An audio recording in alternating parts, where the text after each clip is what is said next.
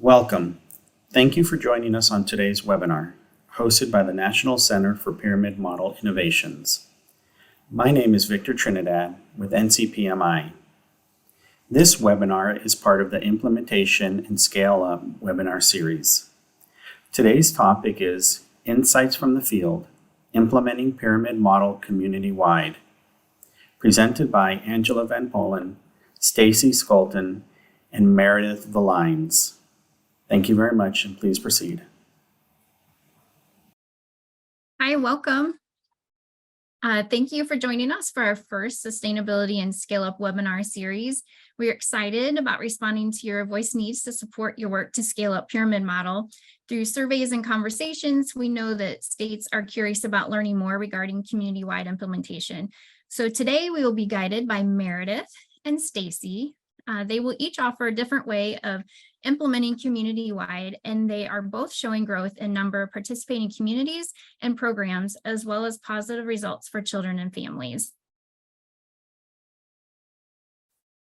I would like to ground us in two resources available on the topic of community-wide. The first being the community-wide benchmarks of quality. They are available on NCPMI's website, and I'll put the link in the chat momentarily. If you are not familiar with the community-wide benchmarks of quality, it was developed to provide community leadership teams with a tool to identify the critical elements for implementing the pyramid model, just like the state BOQs and program-wide BOQs. This tool might be used by a regional entity that has oversight for early childhood education programs in an area, by a school district or Head Start grantee that has classrooms across multiple schools and programs, or by a community-level cross-sector team that has been formed to implement and scale up pyramid model implementation. The community leadership team will work to establish program-wide pyramid model implementation sites that will be guided by their own program-level leadership team. The next tool can be found on ECTA's website and is the Community Indicators and Elements of High-Quality Inclusion. This resource is a result of a collaboration between NCPMI and ECTA. These indicators are intended to enhance program policies, procedures, and guidance on high-quality inclusive practices to early care and education environments supported by a community leadership team. Please be sure to check out both of these resources, and you will hear each state refer to these tools today throughout the webinar. So again, welcome, and as questions come up for you, please put them in the Q&A and we'll be sure to respond to all questions. So to get us started, I'll turn it over to Meredith. Great. Thank you so much, Angie and Victor, and NCPMI. I really appreciate the opportunity to share Oregon's journey. My name is Meredith Valines, and I work for the Oregon Department of Education. And for the past several years, I've been implementing and coordinating the statewide effort for pyramid model and other cross-sector, cross-agency implementation efforts that support improving outcomes for young children with and without disabilities. Next slide, please. So you'll see just briefly, I wanted to share with you, Oregon has been a part of pyramid model implementation since 2007, where we partnered with the Center for Social Emotional Learning to ensure that trainers in our Head Start programs, our publicly funded preschools and districts, and our special education programs had access to the modules and the trainings to build social emotional foundations for children with and without disabilities across the state. So that's where we started, with the expectation that communities would take these great resources and tools and trainings and move forward with implementation. And as the NCPMI, what was CEFL, became TAXI, and then NCPMI, we've kind of followed a similar journey with improving our knowledge and capacity around implementation. And today I'm going to talk a little bit about where we entered with communities to really focus on community-wide implementation. And that was luckily at the start of a pandemic, when there was nothing else going on and no other things that could possibly interrupt good implementation practices. I jest, but that's where we started with our community-wide, and it has been a journey, and it has actually led to increased momentum of spreading pyramid model across the state, but also embedding high quality, culturally responsive, identity affirming, inclusive practices as well. And of course, here come my friends to talk more. Apologies for that. I can't begin to talk about our community-wide efforts without describing briefly the unique qualities of our statewide early learning system and our cross systems plan. So as many of you, again, apologies for the crowd in the back, as many of you know, and are familiar with, most states have many different agencies that operate early learning programs, but very few states have a united cross-system plan that incorporates the vision values of all of the different systems that work together to ensure that families and children have access to high quality supports and services that they need in early childhood. We find that through the systems plan, we were able to really set a solid foundation for community-wide implementation grounded in equity and centering family voice, effective workforce supports, including job-embedded coaching, and the use of evidence-based strategies to impact outcomes. So next slide, please. With Raise Up Oregon and our statewide equity stance, we really began community-wide implementation and grounded our work using the indicators of high quality inclusion and leveraging, really connecting to these 5 principles for ensuring that equity is at the center as we move towards collective impact. Next slide, please. Here's some of the state data that we used to ground our work and to make decisions and to really influence targeted solutions, which included the community leadership team structure for implementation. So these are the statewide data and the processes that are really at the state level, but we also, through our training with communities, had them look at similar data. So really grounding themselves in their data about what professionals need, what families need, what families in their community have said are important factors and priorities, and what the special education data for children birth to 5 in their area is showing them and sharing with them about social emotional learning and access to high quality early learning environments.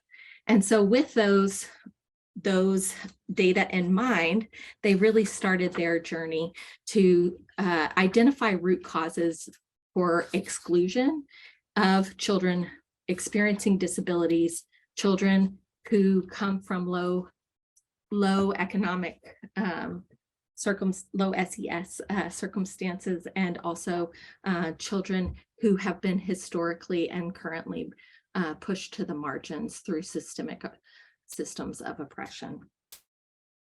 This has led us to really focus on comprehensive systems change as we move towards implementation.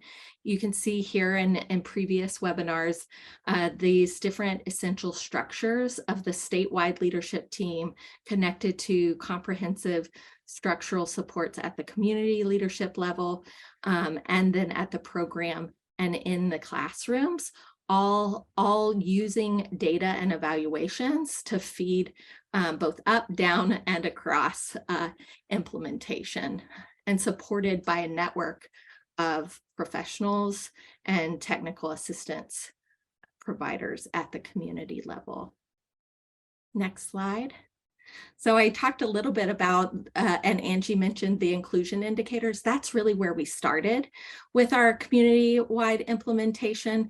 And you can see here, there's a lot of similarities. And when we began to implement the inclusion indicators, it naturally led us to increasing and improving access to pyramid model at that community level as well. And so the intersection of these two frameworks has been essential for the success of communities where we've begun implementation. And I'll just highlight that really they came to this naturally. They started out with the inclusion indicators and realized not only did they want children and families to thrive through these workforce activities, improvement activities, and through coaching and technical assistance, but they also wanted programs. No matter where a program was in their kind of journey towards quality improvement, they wanted to be able to show up and offer effective practices. And that's where really they determined, and thusly the state has followed suit, that these two frameworks are interconnected and can be used together to accelerate positive outcomes for children and families. Next slide. So here's where we have begun implementation. You can see from this slide, in some spaces, we have moved forward with community-wide implementation, and in some spaces, we're still implementing in a few programs here and there.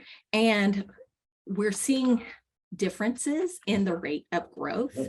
Once the communities align around a common vision for ensuring that every child and family has access to culturally responsive, identity affirming, inclusive early care and education environments, they have really actually accelerated the social emotional implementation of pyramid model in these other programs. And so it's been an interesting journey and has led to increased use of resources and more effective and efficient use of resources cross system. So we hope to continue to add and then reach out to our frontier areas in the near future. So when we think about community-wide implementation, really that purpose is the purpose is to build towards sustainability. Often with different initiatives across our state, we've seen kind of a 2-year rotation cycle and where everybody's like, okay, now we're done. We did this for a couple years and good, we did it, yay. This is really not that kind of innovation, and neither is the inclusion indicators. And this structure of the community-wide implementation team allows community partners to come together and build together and co-create together for good quality implementation that reaches the whole community and sustainability for equitable and effective practices. It also provides multiple mechanisms for engagement and awareness building about the importance of social emotional development, the importance of inclusion, the importance of culturally responsive practices, and anti-bias education throughout communities. And it goes up and down, right? Which is the most exciting part, because historically, the way that Oregon has approached implementation in the past has been rooted in highly resourced agencies like school districts and educational service districts that have different levels of resources, or in publicly funded spaces, and has been primarily funded by those districts or special education programs. It has unintentionally reinforced an expert model and excluded that co-creation at that community level. And so what's been really exciting about shifting to the community team, or adding community as a part of our implementation process, is this opportunity to develop shared understanding, knowledge, and expertise, shared professional learning and development, so that, right, even when we're saying the same things, we're using the same words, and that creates less confusion for providers and for families, and really centering the child care resource and referral as our system hub for professional development across systems. So really centering it where it should be, where our state system has designed it to be for early learning, and joining those professionals from districts and those resource and referrals to ensure that there's sufficient capacity given the need in every community. And then there's the investment piece. So really breaking down those silos and getting a better understanding of the possibility of braiding and combining funds. Next slide, please. So what have we learned and what have been the successes? I think the biggest success is that the framework and the community benchmarks, as well as the community indicators, give partners a roadmap for difficult discussions, right? Nobody wants to talk about money. Nobody wants to let go of their locus of control for staffing, but the benchmarks really create some steady steps to be able to have those conversations and ensure that there are supports from the state and within the programs to be able to move towards action. This has led to improved child outcomes for children with and without disabilities, and involves increased efficacy with our coaches, our professional network of TA providers, as well as our classrooms, teams, and programs and business owners within community. And so all of those folks have been able to come together. It's not perfect, right? But they've been able to come together and use these implementation structures and these tools to really ensure that their community needs are prioritized versus someone coming in and telling them, kind of volunteering them how it should go. So that's been very exciting. And one community I'd like to highlight is a very small rural community, one of our initial implementers of this community-wide structure. And they have really, they already had the relationships, but those difficult conversations and really breaking out of kind of their own mental model of what was possible was evident as they began to implement and co-construct and co-learn through community-wide implementation. They set a goal, and you can go to the next slide, that was really centered in their equity priorities and set a vision to create a community-wide culture of high-quality inclusive practices that meet the needs of all children and increase the number of children with special needs in diverse early learning and early childhood education settings. And you can see they actually were, one thing to highlight is that they actually were one of our initial cohorts of implementing pyramid model, and their access to early learning environments has been pretty steady and under 30% for a very long time, which is, consistent with the national trends and even our state trends. But when they started to come together as a community, you can see that this access point, it really accelerated their growth, and they even have reflected that the sky's the limit. And this is during a pandemic and during, significant shortages in infant toddler care as well as preschools across the state. And so they have really accelerated not only their access for children experiencing disability, but also those social emotional outcomes have accelerated through this community-wide implementation effort. So that's a little bit about our story and about the successes that we've seen. We also are still learning, and I'm excited to share this webinar space with my colleague Stacy from Nebraska, and I will turn it over to her.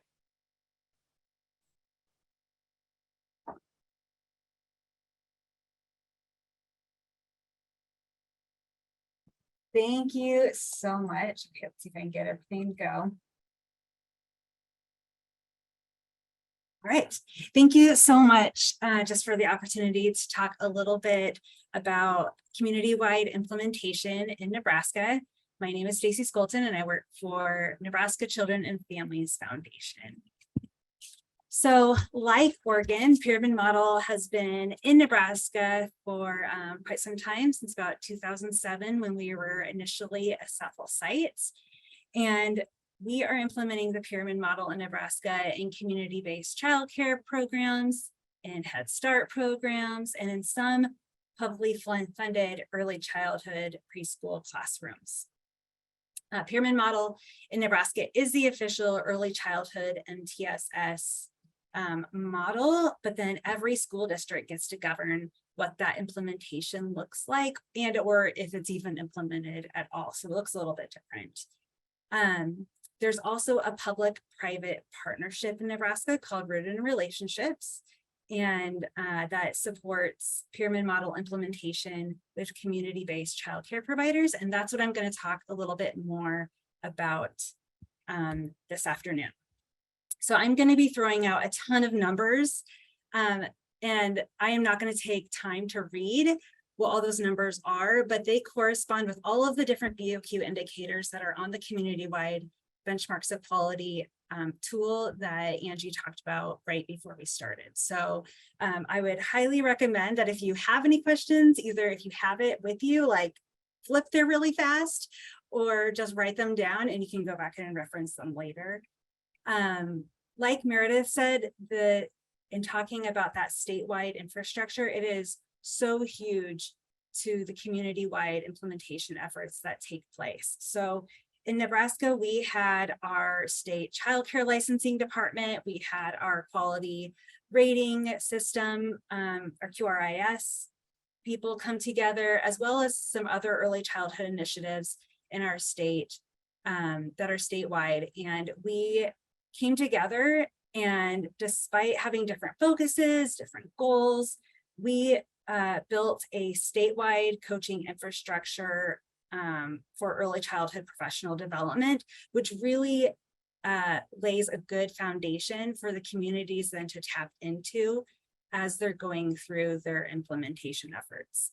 And this really speaks to BOQ indicators 27, 28, and 29 around establishing some of those processes.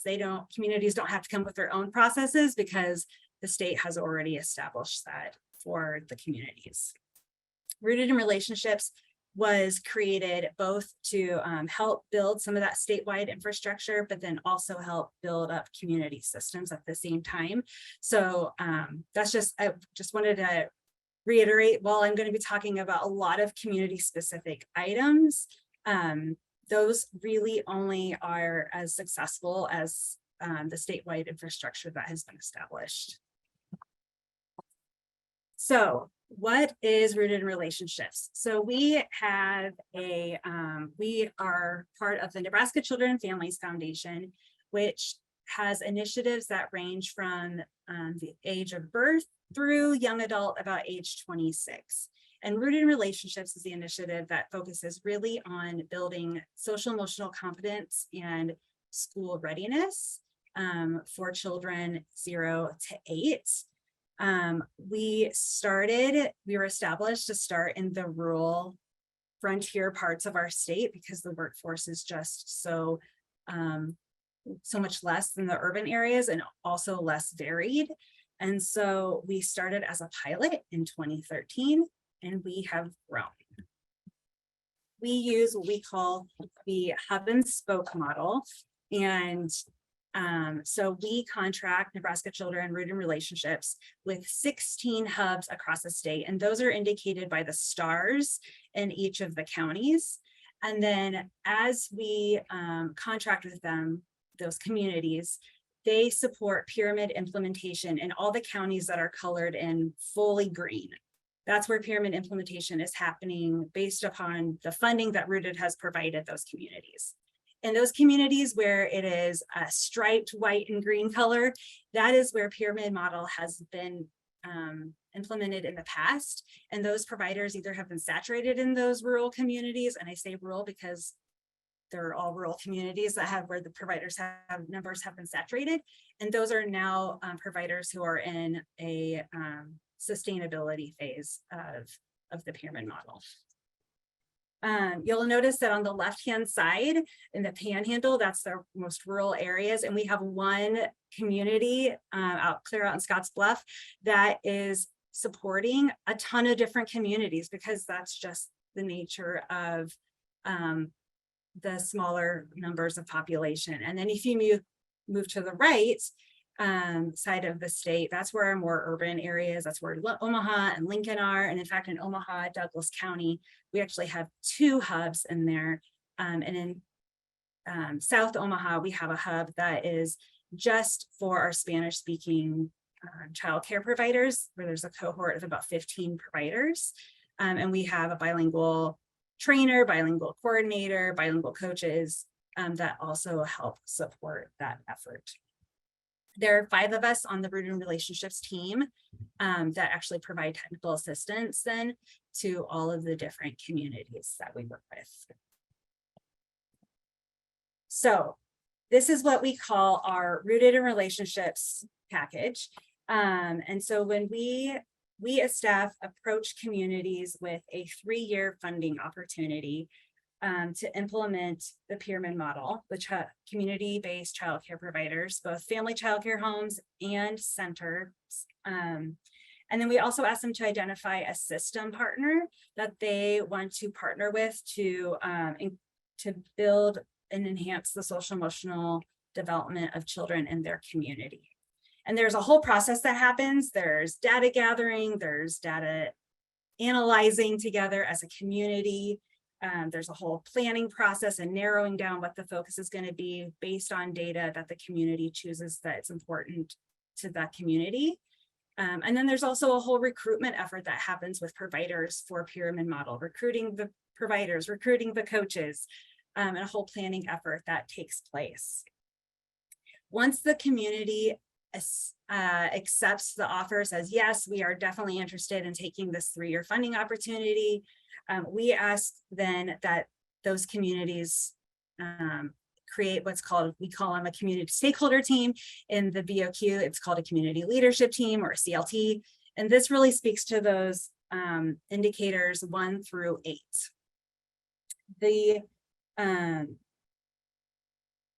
The community stakeholder team is really just everybody in the community that's a stakeholder for early childhood. And we encourage communities to really recruit members for that stakeholder team that include families with young children.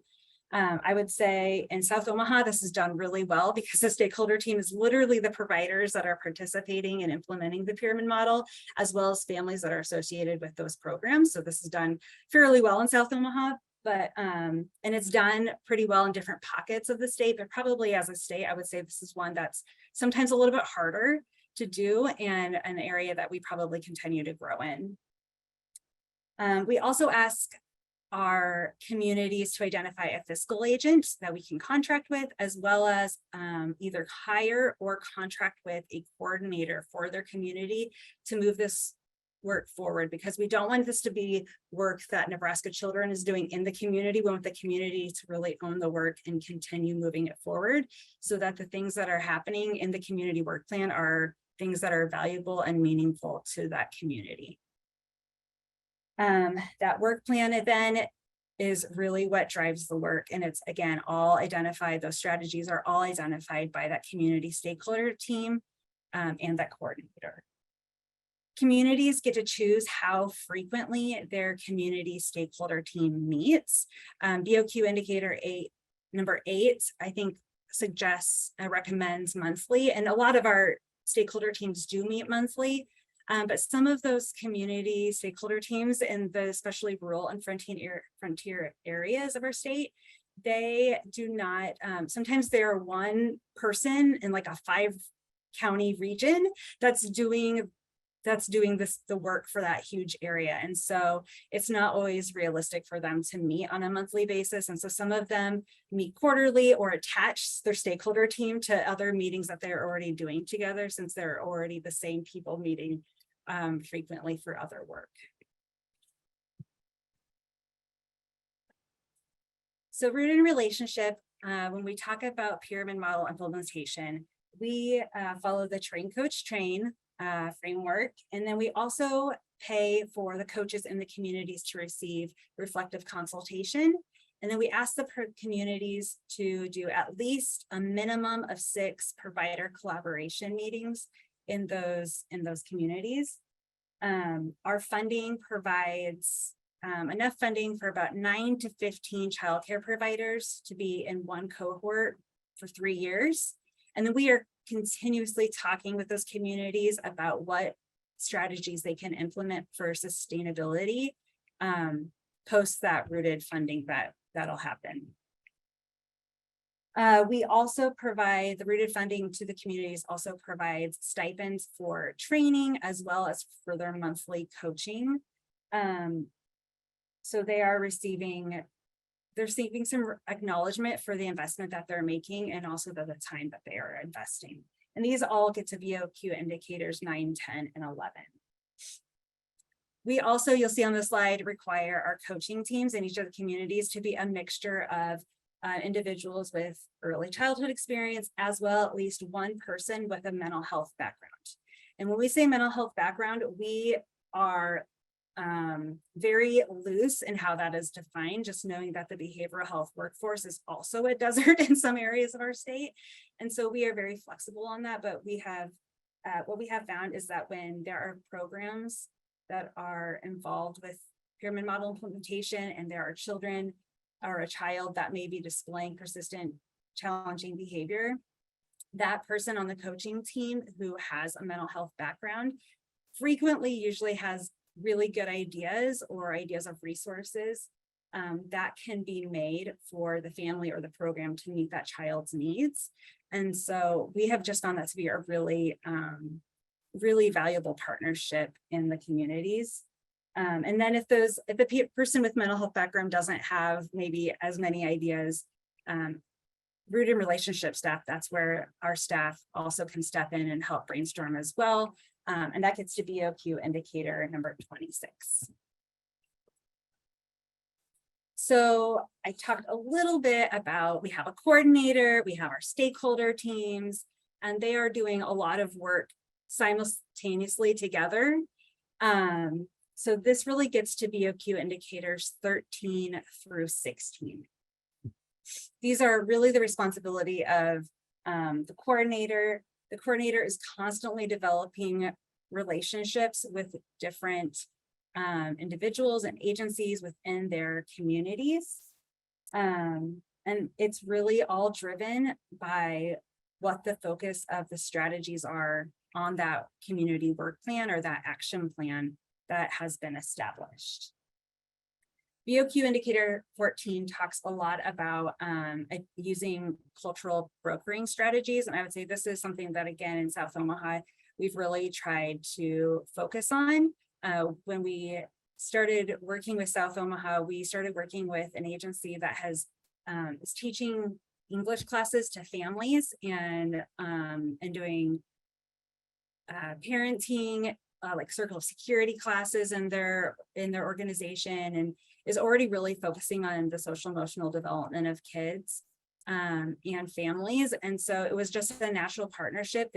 This agency already had so many relationships built in the community that they were just, and they all speak, the whole staff all speak Spanish,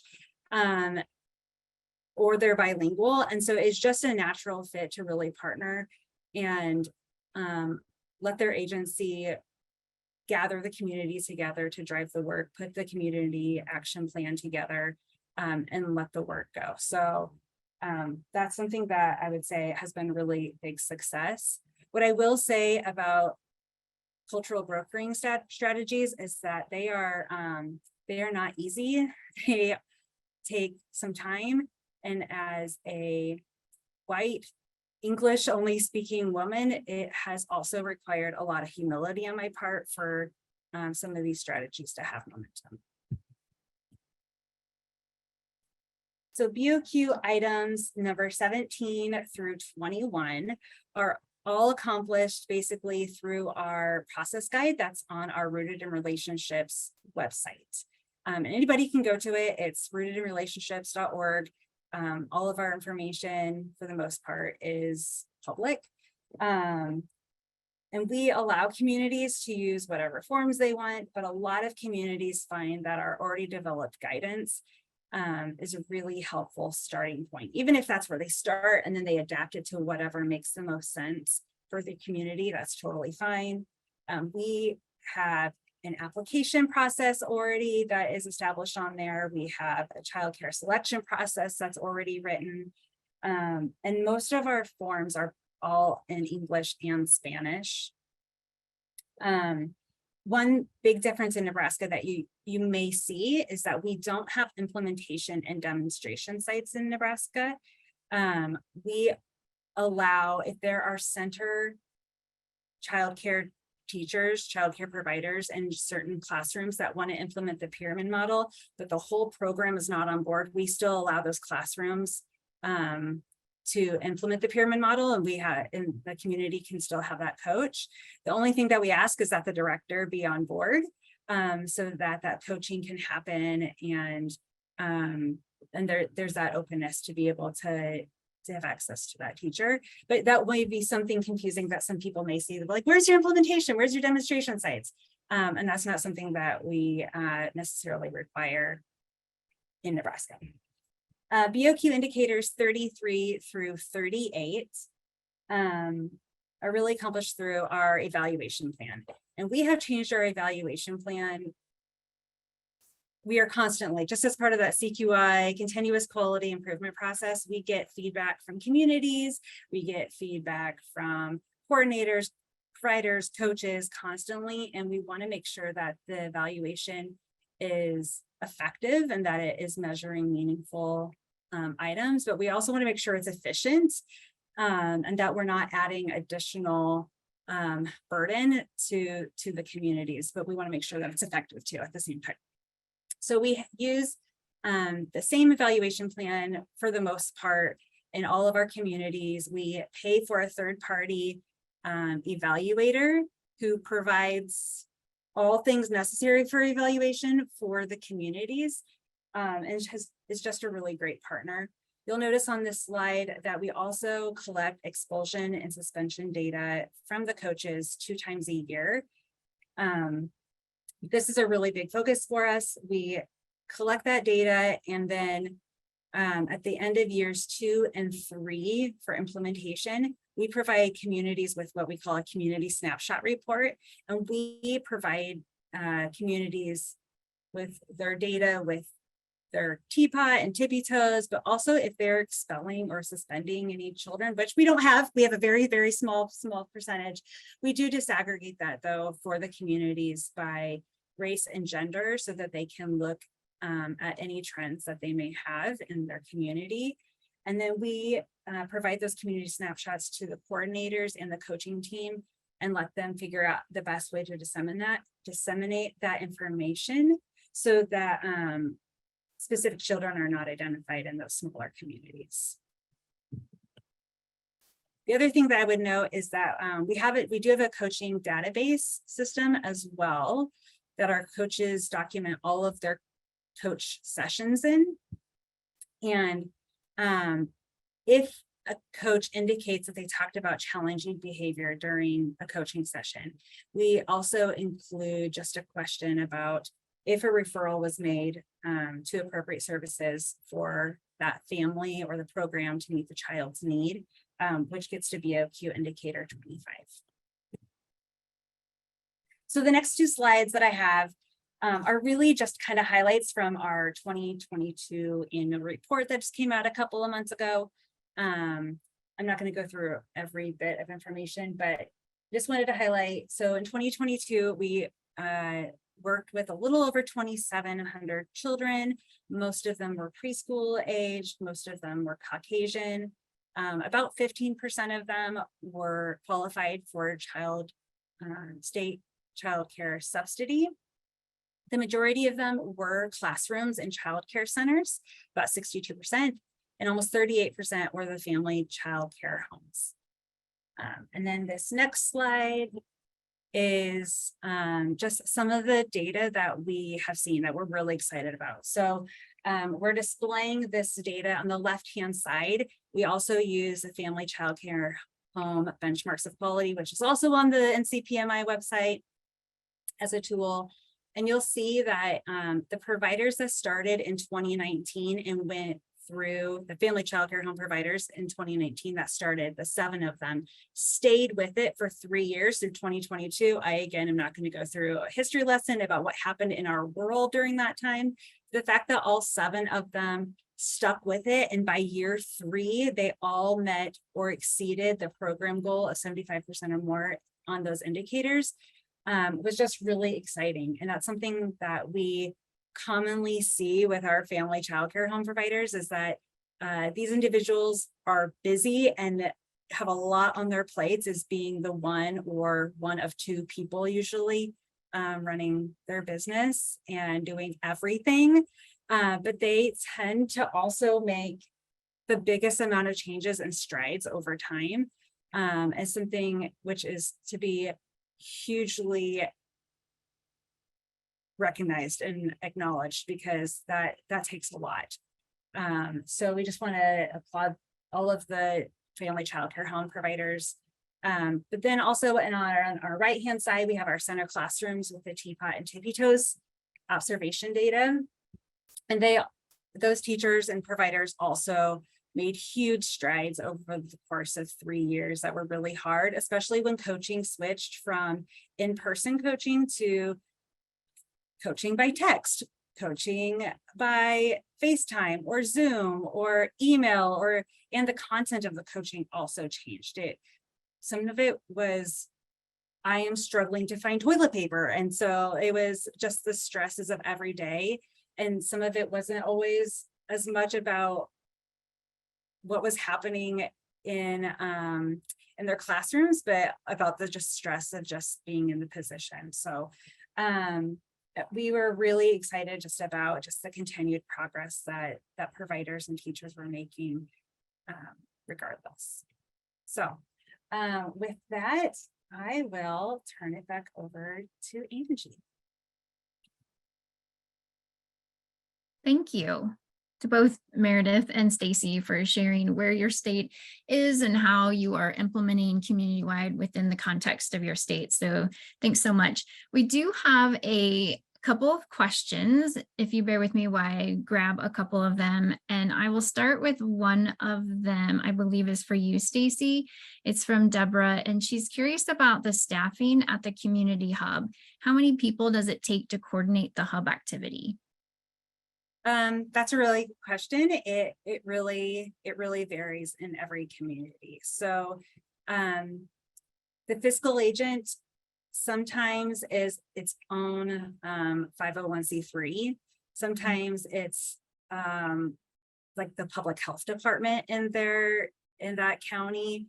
It really kind of depends on what works best for each community, and we let communities decide like what community means. So some of these communities are multiple county communities, and some of these communities are zip codes and neighborhoods.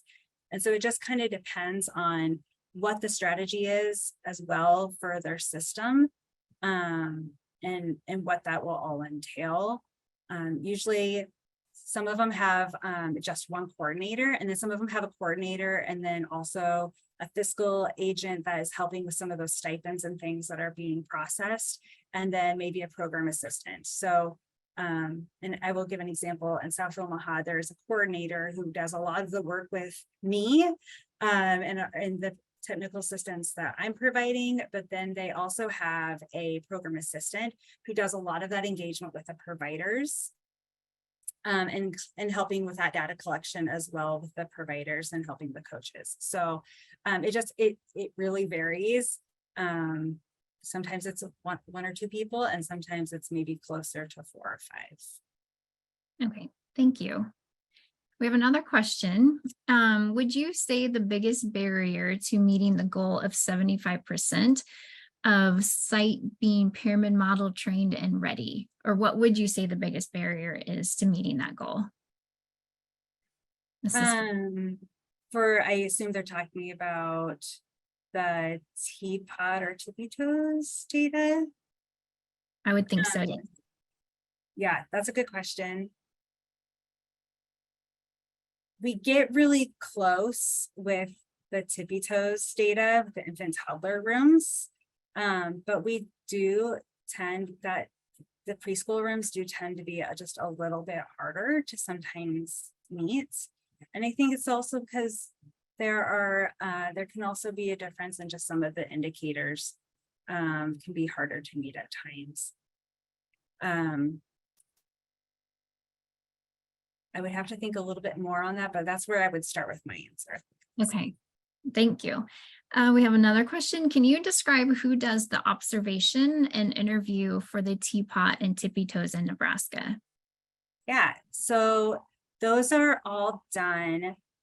We provide our third-party evaluator does some training for teapot and tippy toes, and we try to recruit people across the state that then go through training, have to pass that the reliability section of the observation, and then they are contracted with through our third-party evaluator. And we just have some different things like, you know, we can't have people within their own site doing the observations.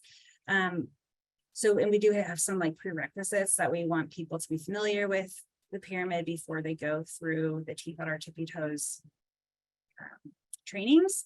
But I would say we try to recruit people across the state also because it's a large geographic region of our state. And so we try to get people from different pockets, especially those coaches or some of those providers who have maybe even wanted to retire, have implemented the pyramid model, still want to stay connected. Sometimes they're great observers to really tap into for later on. Stacey, do you all pay the folks that go out and do the tippy toes and teapots? Yes, so once they become reliable, then they can contract with our third-party evaluator, and our third-party evaluator then will work through, they have their whole process of contracting and what they pay to get those done. Thank you. And we have one more question here in the Q&A. Did staff turnover have an impact on implementation? I'm guessing that question is probably coming from the teapot and tippy toes data, where it stayed steady for years 1 and 2, and then years 3 it dropped just a little bit. And no, we make sure that our data is really just looking at the percentage of those that are participating, not like the overall, and then having that denominator be the same for all of it. So, and those providers that did leave in year 3, I am happy to say that they did not leave the profession. Some of them left because they switched different classrooms. Some of them became either assistant directors or directors. And then there was one, I think it was a preschool teacher who ended up opening her own family child care home. And so they didn't leave the field, but we were no longer able to use their data as far as for year 3. That's great. So actually, it sounds like the turnover was for positive reasons, not just because they were leaving the field. So yes, that's amazing. And that's not what we hear all the time. So that's great. It feels like folks are feeling very supported. We're in Nebraska that are participating in rooted in relationships. We did have one other person asked about if you would be willing to share the document that you have folks maybe report into for suspension and expulsion. Is that something that's on your website that they could access? No, that's in our coach management system, our database. And that is on a portal behind a password. But literally we just ask the question during that 6-month period, like, has the program that you're coaching had any suspensions or expulsions? And if the number is 0, then they are done with that question and they're done with data collection for that 6 months. If they do have any numbers, then we ask them to report which program it was, and we don't collect any children's names. but we do then ask them about some demographic, the race and gender of those individuals, those children that were suspended or expelled, so that, like I said, we can provide that in a community snapshot later on, but we don't take any children's names or anything like that. I will just add, since we've had many questions for Nebraska, they have submitted to Pyramid Nation on NCPMI's website their latest state report. So if you're interested in learning a little bit more and what the report looks like, you can go on to NCPMI's website, go to that resource library tab and look for Nebraska's plan. Oh, I'm sorry. I may have missed a couple of questions coming in still. We have a couple more minutes, so I'll go ahead and read them off. Is Rooted in Relationships a state-funded agency? We are not. We are public-private. So we do receive some funds through the Department of Education and through Health and Human Services in our state, but we also have private funds that we receive as well. Great. Another question is, so returning back to the suspension and expulsion questions that you asked, are there common definitions amongst providers for suspension and expulsion? Like, are sending kids home early frequently considered a suspension? Yes, so this is a good question. We have just decided what our definition is, which is if a child is having to leave a program or a center or a classroom. Now, we do say, because we don't have implementation demonstration sites, that if the whole program, if it's a classroom where we're not coaching, where Pyramid is not being implemented, we don't collect that data. We just collect data in the classrooms and the programs where Pyramid model is being implemented.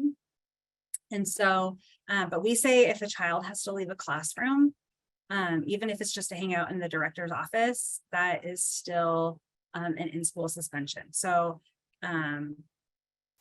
that's where we have landed as Rooted in Relationships. I know there's some continued work with state partners about how we can make a more common definition, but for our data collection and for Rooted in Relationships purposes, that's how we've defined it.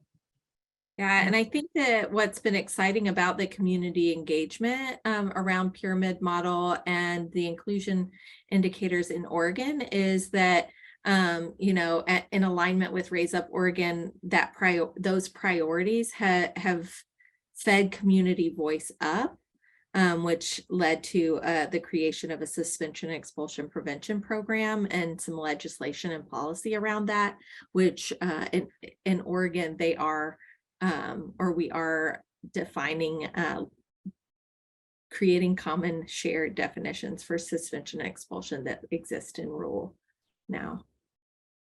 Yeah, I would agree with Meredith with that. It's gaining a lot of traction, just the awareness of how much children are expelled at a young age from programs. And so we had some legislation that just passed actually just in the last couple of months, where children from preschool through a second grade will no longer be able to be expelled in public schools. So that's really exciting, but we also have to get our state partners and everybody on board as far as those definitions and what that means. So we're very busy and working right now in preparing for the next school year. Great. I don't see any more questions. And so I will say that because we have such a great community of partners within our Pyramid model across the country and in other continents, if you do have questions, Stacy and Meredith will have contact information. I believe it's still on the website for you to access, or through the PowerPoint presentations, they've shared that. And so feel free to reach out to them or to me, and we will definitely get your questions answered. And like I said, don't be afraid to go to Pyramid Nation and look for different state things that might be related to community-wide or other topics that you're looking for as a state leader. But we appreciate you all being on the call today, and looking forward to the next one. Stay tuned, and we'll have that out in a couple months. All right. Thank you very much to our presenters for their wonderful insights. Your feedback is very important to the work that we do. Please remember to provide your feedback on this webinar with our post-webinar survey by typing the web address shown on this slide into your internet browser. You can also scan the QR code. Your certificate of attendance will appear once you submit the survey. We invite you to visit our website, challengingbehavior.org, to sign up for our upcoming webinars, access recordings, download pyramid model resources, and more. Thank you to our funder for making this webinar possible. This concludes our webinar. Thank you all and have a great rest of your day.